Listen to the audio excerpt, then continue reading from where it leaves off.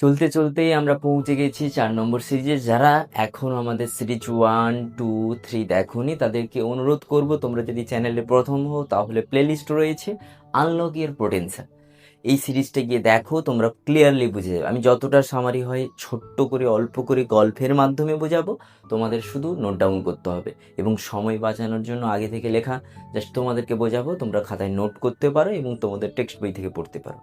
প্রথমে আমাদের জানতে হবে মূলক সম্বন্ধে। আমাদের এখানে ফাংশনাল গ্রুপ রয়েছে, কার্যকরী গ্রুপ রয়েছে, সেটা জানবো। তার পাশাপাশি আমাদের জৈবমূলক দরকার, যেটা আইইউপিএসি নামকরণ ক্ষেত্রে বা ইউপেক নামকরণের ক্ষেত্রে আমাদের দরকার, যে যেমন উচ্চারণ করে। তো কোনটা ঠিক ভুল আমরা পরে জানবো। এখন বলি হাইড্রোকার্বনমূলক বা জৈবমূলক কাকে বলে। হাইড্রোকার্বন থেকে এক বা একাধিক হাইড্রোজেন পরমাণু অপসারিত করে যখন কার্বন এবং হাইড্রোজেন গঠিত যে পরমাণু জোট পাওয়া যায়, যা রাসায়নিক বিক্রিয়ায় সাধারণত অপরিবর্তিত থাকে, তাকে আমরা বলবো হাইড্রোকার্বনমূলক বা জৈবমূলক। একটা জৈব যৌগ মিথেন, মিথেন থেকে যখন একটা হাইড্রোজেন পরমাণু অপসারিত করা হবে, দিয়ে তারপরে হাইড্রোজেন এবং কার্বনের সমন্বয়ে যে পরমাণু জোট বন্ড CH3, এবং সেই একইভাবে আমরা যখন বন্ড C2H5, এই যে যৌগগুলো পেলাম সেগুলো কিন্তু রাসায়নিক বিক্রিয়ায় কখনো পাল্টাবে না, একই মিথেনে যা যা ধর্ম থাকবে মিথাইলেরও থাকবে। বলছে যে অপর রাসায়নিক বিক্রিয়ায় তারা কিন্তু আলাদাভাবে রিয়াকশন দেবে না, যেমন মিথেন থেকে মিথাইল, ইথেন থেকে ইথাইল। এবার আরেকটা গ্রুপ জানতে হবে, সেটা হচ্ছে কার্যকরী গ্রুপ বা ক্রিয়াশীল গ্রুপ। যেসব সক্রিয় পরমাণু বা পরমাণুপুঞ্জ জৈব যৌগের গঠনে উপস্থিত থেকে তাদের প্রকৃতি, ধর্ম এবং রাসায়নিক বিক্রিয়া বা বিশ্লিষ্টতা নির্ধারণ করে, তাদের আমরা বলবো কার্যকরী গ্রুপ বা ক্রিয়াশীল গ্রুপ। এবার আমাদের যেটা জানতে হবে, কার্যকরী মূলকের নাম, সংকেত, গঠন সংকেত, যৌগের শ্রেণী। আমি তোমাদের সময় বাঁচতে এটা তুলে দিয়েছি, জাস্ট গঠন সংকেতটা যদি তুমি বুঝতে পারো, কার্যকরী মূলক যে জিনিসটা তোমার মাথা থেকে ক্লিয়ার হয়ে যাবে। কিন্তু এইগুলো জানার আগে তোমাকে আগে জানতে হবে কোনো একটা পরমাণু যখন আমরা ব্যবহার করব তার ইলেকট্রন বিন্যাস এবং তার যোজ্যতা। কারণ যোজ্যতা যদি তোমার মাথায় ক্লিয়ার হয়, তুমি বুঝে যাবে তার হাত যতটা সে কাউকে ক্যারি করতে পারবে ততটা। আমার দুটো হাত মানে আমি দুটো বালতি তুলতে পারবো, আমার 4টে হাত হলে 4টে বালতি তুলতে পারবো। তো সেই রকম এখানে যতগুলি রয়েছে বোঝানোর স্বার্থে আমি একটু প্রিভিয়াসে যাই, কারণ তোমাদের বলেছি বোঝাবো বলে। তোমাদের প্রথমে অক্সিজেন আছে, হাইড্রোজেন আছে, কার্বন আছে, নাইট্রোজেন আছে, আর কিছু নেই। 4টে জিনিস জানতে হবে। এটা কত নম্বর? 8 নম্বর। এটা 1 নম্বর, এটা 6 নম্বর, এটা 7 নম্বর। কি বললাম বুঝতে পারলে? পারমাণবিক ক্রমাঙ্ক। অক্সিজেনের ইলেকট্রন বিন্যাস করলে কত হবে? 2,6। হাইড্রোজেনের 1, কার্বনের 2,4, নাইট্রোজেনের 2,5। এবার তোমাকে যোজ্যতা বের করতে হলে সর্বশেষ ইলেকট্রন তাকে তোমাকে চিনতে হবে, থেকে লাস্ট শেষে যে রয়েছে সেটা কত দেখতে হবে। এবার অক্সিজেনের লাস্টে 6। কোনো একটা পরমাণু আমরা জানবো, পরবর্তী যদি আমি কোনো ভিডিও দিই তাতে বলবো অবশ্যই, এবং আমার যারা এক্সট্রা পড়ে তারা অবশ্যই এই জিনিসটা জানে, আমি বলি প্রায়, যে এর সর্বশেষ 6 রয়েছে। আমাদের যত পরমাণু রয়েছে তারা চুপচাপ থাকতে চায়, মানে বড়লোক হতে চায়। আর এই বড়লোকের নাম হচ্ছে সুস্থিত ইলেকট্রন বিন্যাস। যার শেষ কক্ষে 8 থাকবে সে কোনো কারোর সঙ্গে বন্ধু পাতাবে না, সে একাই যথেষ্ট সবাইকে কাঁপাতে। মানে সবাই তার মতন হতে চায়, সবাই তাদের কক্ষপথে 8টা ইলেকট্রন রাখতে চায়। এই যে ইচ্ছেটা তাকে বলা হয় অষ্টক পূর্তি। আর এই অষ্টক পূর্তি করতে গিয়ে এর দরকার আরো কটা? এর দরকার আরো 2টো, দিলে 8টা হবে। এর দরকার 8 কি 7 দরকার না। হাইড্রোজেনও আরেকটা সূত্র ছিল যখন আবিষ্কার হয়েছিল পর্যায় সারণীতে, তখন এর আমরা জানি কক্ষপথটা হচ্ছে এটা কে কক্ষ, এটা এল কক্ষ, এটা কে কক্ষ, কে এল। তার মানে কে কক্ষে সর্বদা 8 নয় 2, দ্বৈত সূত্র। কে কক্ষে সর্বদা 2টি ইলেকট্রন থাকলে সেই পরমাণু বা সেই মৌল অনেকটা সুস্থিতি লাভ করবে।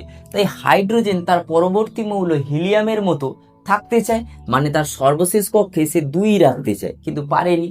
সেজন্য তার যোজ্যতা আরো একটা হাত ফাঁকা আছে বলে মনে রাখতে পারো। এটার কার্বনের ক্ষেত্রে আমরা শুরুতেই বলেছি কার্বনের হচ্ছে চতুর্যোজ্যতা। মা দুর্গার যেমন 10টা হাত, কার্বনেরও 4টে হাত বা চতুর্যোজ্যতা। 8 দরকার, আছে 4টা, আরো 4টা, ইউনিক। নাইট্রোজেনের শেষে 5টা রয়েছে, মানে দরকার আরো 3টে। এবার মনে করো এই যে নিচে যেগুলো লিখলাম সেগুলাই হচ্ছে তার ক্যারি বা বন্ড, হাত। তার মানে অক্সিজেনের হাতটা কেমন হবে স্যার? এদিকে একটা, এদিকে একটা, খানিকটা ওই কাকতাড়ুয়ার মতন, আমি যেরকম দাঁড়িয়ে আছি এইরকম একটা হাত হবে। এবার বলি হাইড্রোজেন, হাইড্রোজেনের কটা হাত? দুটো। তার মানে হাইড্রোজেন, সরি একটা ভুল হয়ে গেছে, এখানে দুই থাকতে চাই কিন্তু তার বাকি আছে এক, তার মানে ও একটা দাগ দেবে। বোঝা গেছে? এবার কার্বনের কি হবে? কার্বনের অনেকবার করিয়েছি, এটা বোঝানোর কিছু নেই, চারটে দিকে চার। এবার আসি নাইট্রোজেন, নাইট্রোজেন কি? তিনটে, এক দুই তিন। বোঝাতে পেরেছি? দেখো এই হচ্ছে সামারি। এইটা জানার পরে, এইটা যে বললাম, এটার বলার পরে আমি তোমাদেরকে যেটা বোঝাবো এইগুলা বোঝাবো। এক্সেলের ক্ষেত্রে আমি অক্সিজেনের কটা হাত বললাম? দুটো।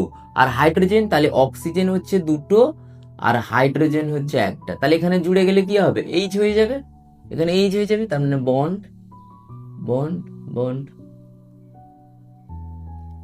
এইখানে এইচ, এটা এখানে এসে জুড়বে, এইটা এটা এখানে এসে জুড়বে। বোঝা গেছে? তার মানে এইটাকে আমরা সামারি করে বন্ড ও এইচ লিখতে পারি। হাত পাশাপাশি বসা মানে তার ভেতরে একটা হয় না, বর্বক যেরকম পাশাপাশি বসে, সেরকম ব্যাপার। এবার আমরা আসি, এটা তার মানে হাইড্রোক্সিল হয়ে গেল, বন্ড ওইচ। এবার এ কোন শ্রেণীর অন্তর্ভুক্ত? তোমাদের পরীক্ষায় উদাহরণের চাইতে যেটা বেশি ইম্পর্টেন্ট হচ্ছে গ্রুপ আর শ্রেণী, কারণ আমরা জানি মিথাইল অ্যালকোহল, ইথাইল অ্যালকোহল, এইটা থেকে চিনে বলছি।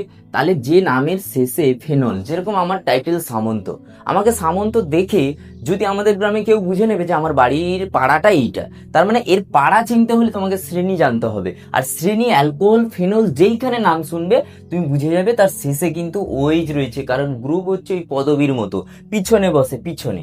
এর পিছনে কে বসবে? হাইড্রোক্সিল গ্রুপ, যার সংকেত হচ্ছে ওইচ। গঠন সংকেত কেমন বসে বুঝিয়ে দিলাম। এবং এর শ্রেণী হচ্ছে অ্যালকোহল বা ফেনল, অ্যালকোহল বা ফেনল। ফরমাইলটার ক্ষেত্রে কার্বনের হচ্ছে কটা? এটা মুছে দিই, জায়গা অল্প তো মুছে দিই। আচ্ছা, এখানে বলছে ফরমাইলে কার্বনের তাহলে চারটে থাকবে, সি। অক্সিজেনের, হাইড্রোজেনের, এবার এটা জুড়বে কিরকম? মনে করো এই কার্বনের চার, এর দুই, এর এক। এবার এ দৌড়াবে না, এর কাছে এরা দুজন দৌড়াবে, এ দৌড়াবে, এ দৌড়াবে। তাহলে এ দুজন দৌড়ালে এর এক, এর দুই, যার শক্তি বেশি সে আগে দৌড়াবে। এবার মারপিট করতে গিয়ে কার্বনের দুটা হাত নিয়ে বসে গেছে। কার্বন কিন্তু বলে রেখেছে আমি একটা হাত কাকুকে দেব না, তাহলে এক দুই তিন, আর বাকি রইল চার। এই যে চারটা থাকলো, শেষমেশ হাইড্রোজেন কেঁদে কেঁদে এখানে এসে বসলো। তাহলে এইটা হচ্ছে তোমার সংকেত, যেটা লাল কালি দিয়ে আমি দেখিয়ে দিচ্ছি। তার মানে বন্ড, সিএইচ এর সংকেত হচ্ছে এইটা। যখন ফরমাইল থাকবে তখন শেষে যদি অ্যালডিহাইড থাকে তাহলে তার শ্রেণী হবে অ্যালডিহাইড শ্রেণীর অন্তর্ভুক্ত। করে কিটো, ডবল বন্ড সিও। দেখবে আমরা বলে দিয়েছি কার্বনের যোজ্যতা হচ্ছে 4, অক্সিজেনের যোজ্যতা 2। তার মানে কার্বন সবসময় একটা রাখতে চায়, কিন্তু যেহেতু অক্সিজেন দুটো নিয়ে নিয়েছে তার মানে আর ওর রয়েছে কটা? দুটো। এটাকে দেখতে একটু অন্যরকম লাগে বলে আমরা এই রকম লিখতে পারি, আইদার এইরকমও লিখতে পারি। এই দুটোর মধ্যে যে কোনো একটা হতে পারে, সেটা কোনো ব্যাপার নয়। তোমাদের সংকেতটা এটা, আর গঠন সংকেতটা এটা হতে পারে, এটা হতে পারে, কখনো উপরে ডবল বন্ড হতে পারে। তাহলে তার শ্রেণীটা কি? তার শ্রেণীটা হচ্ছে কিটোন, তার কার্বক্সিল গ্রুপ। এই কার্বক্সিল গ্রুপের সংকেত হচ্ছে bond C double O H. এবার আমরা জানি কার্বনের সবসময় চারটে হাত থাকবে, অক্সিজেনের দুটো থাকবে, আবার একটা অক্সিজেনের দুটো থাকবে, হাইড্রোজেনের এইচ থাকবে। এইটা হচ্ছে এর ভিতরে খেলা। এবার ক্রিকেট খেলায় মনে করো কার্বনের কাছে পৌঁছতে হবে, কিন্তু কার্বন সবসময় একটা হাত ফাঁকা রাখবে। তার মানে এই তিনজন হাতের মধ্যে তারা ঢুকবে। তাহলে তিনজন হাতের মধ্যে যখন ঢুকবে, অক্সিজেন এমন একটা লোক, সে সবসময় দুটো থালা নিয়ে বসে, তাহলে দুটো হাতে বসে গেছে। তার মানে আর বাকি রইল কি? একটা অক্সিজেন যখন বসে গেল, তার মানে আর অক্সিজেন একটা আসবে, অক্সিজেন এসে এখানে বসছে, তাহলে একটা ওর আরেকটা হাত আধ নেবে বলে কাঁদছে, কিন্তু এ তো দেবে না। তখন বলছে ঠিক আছে, তুমি যখন আমার একটা হাত নিতে পারোনি বলে কাঁদছো, তুমি একটা কাজ করো, হাইড্রোজেন যে দৌড়ে দৌড়ে আসছে তাকে ধরে নাও কপাস করে। হাইড্রোজেন দিলে আর কষ্ট পাবে না। ঠিক আছে, এ বলো ঠিক আছে, আমার তুমি তোমার কথা রাখতে, হাইড্রোজেনকে আমি ঝুলিয়ে রাখছি, আমার একটা হাতে হাইড্রোজেন ঝুলে থাক, তুমি কিন্তু আমাকে ঝুলাতে হবে। আর ওই বড় অক্সিজেন দাদাটা কিন্তু তাকে দুটো থালা দিয়ে দাও, আর তুমি তোমার মতন রাখো। ব্যাস, মিটমাট হয়ে গেল। এই থেকে হয়ে গেল হচ্ছে কার্বক্সিলিক অ্যাসিড শ্রেণী, বললাম কার্বক্সিলিক অ্যাসিড। এবার আমাদের এই যে চারটে, একটা হচ্ছে হাইড্রোক্সিল, 2 হচ্ছে ফরমাইল, 3 হচ্ছে কিটো, 4 হচ্ছে কার্বক্সিলিক, এবং যার শ্রেণী হচ্ছে অ্যালকোহল, অ্যালডিহাইড, কিটোন, কার্বক্সিলিক। এই চারটেই আমাদের সিলেবাসের ইউপেক নামকরণ রয়েছে, তাই আমি তোমাদেরকে বলছি এই চারটে তোমরা মোটামুটি করে বুঝে নাও। আর নিচের দুটো নাম জানলেই যথেষ্ট, সিলেবাসে থাকে না, তবে 2-1টা প্রশ্ন থাকে, তাই এটাও বলে দিচ্ছি।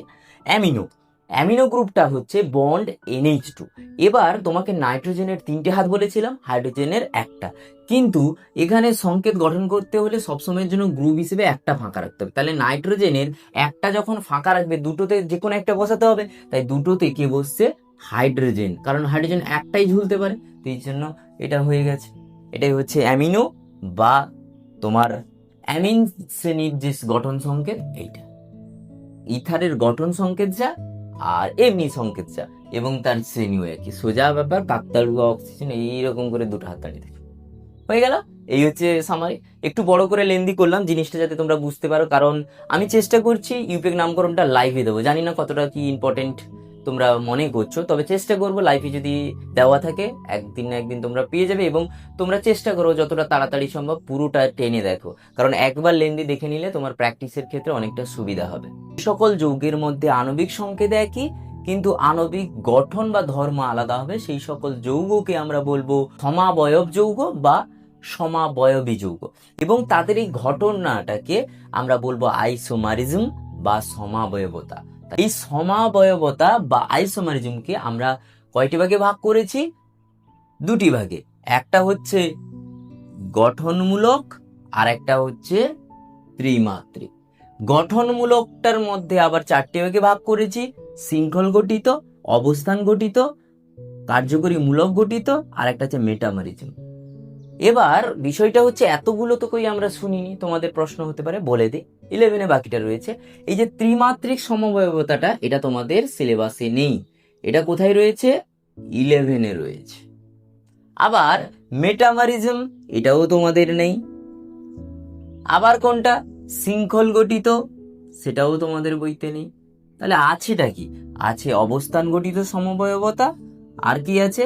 কার্যকরী মূলক গঠিত সমবায়বতা। তাহলে এই দুটোই জানলেই যথেষ্ট, শুধু তোমাকে মনে রাখতে হবে এই দুটো, নাহলে এমন হবে 11-এ উঠে যাবে, এগুলোর নাম শুনে বলবে এটা তো বলেননি স্যার। আছে, বাট এই দুটো আমাদের সিলেবাসের অন্তর্ভুক্ত। আমরা এই দুটোর সম্বন্ধে ক্লিয়ার একটু বিস্তৃতি জানবো। তো এই ছিল আমাদের সামারি, অবস্থান গঠিত সমবায়বতা আর কার্যকরী মূলক গঠিত সমবায়বতা। এটা এখানে ডেফিনেশন দেওয়া রয়েছে, কিন্তু তোমাদের পরীক্ষায় ডেফিনেশন প্রায় 1% আসার চান্স, কিন্তু যেটা আসে উদাহরণ থেকে প্রশ্ন আসে। তো উদাহরণটা আমি ভালো করে বুঝিয়ে দেবো, যেখানে প্রশ্ন আসবে সেখানে বেস, যেন তোমার উইক পয়েন্ট না থাকে। এখানে বলছে যে সকল জৈব যৌগের ক্ষেত্রে কার্যকরী মূলকের যে অবস্থান, সেই মূলকের অবস্থানের পার্থক্যের জন্য বা তারতম্যের জন্য যে সমবয়বতার সৃষ্টি হয় তাকে অবস্থান গঠিত আইসোমারিজম বা সমবয়বতা বলে। আর কার্যকরী মূলক গঠিত, যখন কার্যকরী মূলকটারই পার্থক্যের জন্য সমবয়বতা সৃষ্টি হবে, সেই সকল জৈব যৌগের যে ঘটনাটাকে আমরা বলবো অবস্থান ঘটিত নয়, এখানে একটু ভুল হয়ে গেছে, এটা হবে কার্যকরী মূলক ঘটিত। তাকে কার্যকরী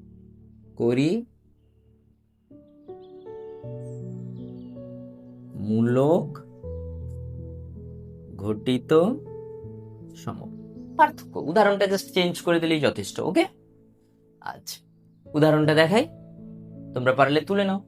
এর মধ্যে যেটা আমি 1 নম্বর অথবা 3 নম্বরের প্রশ্ন রাখবো, সেটাই কিন্তু এবছরের জন্য ইম্পর্টেন্ট। সেই জন্য দেখবে আমার চ্যানেলের শেষে একটা সিকিউরিটি কোড দেওয়া আছে 3.1, শুধু ওয়েট অ্যান্ড ওয়াচ, দেখতে থাকবে কোন প্রশ্নগুলো লাগে। বলছে, আমি আগে উদাহরণটা দিয়ে বুঝিয়ে দিই, এটা হচ্ছে একটা উদাহরণের ব্যাখ্যা, এক্সাম্পল। বলছে ইথাইল অ্যালকোহল, এবং এর নামটা তোমাদের এখন জানার দরকার নেই, তোমার এইটা দিয়ে মনে রাখো, পরে নাম যখন জেনে যাবে হয়ে যাবে। CH3 CH2OH, আর একটা রয়েছে CH3O CH3। আমরা ওই কার্যকরী মূলক যখন পড়ছিলাম, গ্রুপ পড়ছিলাম, 6টা যে ছিল, ওই 6টার মধ্যে মনে আছে এটা কোনটা ছিল? হাইড্রোক্সিল ছিল, এই যা ওইচ, এর গ্রুপটা দেখো ওইচ আলাদা, এর গ্রুপটা কি দুদিকে কাকতাড়ুয়ার মতন হাত দেওয়া আছে আর ও আছে। এই গ্রুপটা ছিল অ্যালকোক্সি, 6 নম্বরে ছিল, এটা 1 নম্বরে ছিল। তাহলে হাইড্রোক্সিল গ্রুপ একই আলাদা, এর ওইচ এর ও, তাহলে এর গ্রুপ আলাদা, গ্রুপটা আলাদা, কিন্তু তাদের মধ্যে কার্বন হিসেব করো 1 2, হাইড্রোজেন 3 2 5 1 6, অক্সিজেন একটা, এটার কার্বন 2, হাইড্রোজেন 6টা, অক্সিজেন একটা। তাহলে দুজনের আণবিক গঠন বা গঠন সংকেত বা গঠন সংকেত যখন একই হবে, রাসায়নিক ধর্মটাও একই হবে। এবার বলছে যখন কোনো দুটো গ্রুপ বা যৌগের মধ্যে যখন গ্রুপ আলাদা হবে কিন্তু তাদের আণবিক গঠন বা গঠন সংকেতটা একই হবে, সেই সকল যৌগকে পরস্পরের কার্যকরী মূলক গঠিত সমবায়বতা বলে। মানে শুধুমাত্র কার্যকরী গ্রুপের পার্থক্য বা তারতম্যের জন্য তারা এই সমবায়বতা গঠন করছে। কিন্তু যখন গ্রুপ একই হবে কিন্তু প্লেসটা আলাদা, কেউ 1 নম্বরে বসবে, কেউ 2 নম্বরে বসবে, কেউ প্রান্তে বসবে, কেউ মিডিলে বসবে, এই ডিফারেন্সের উপরে যখন একটা সমবায়বতা বা আইসোমারিজম গঠিত হবে তখন তাকে আমরা বলবো অবস্থান গঠিত সমবায়বতা।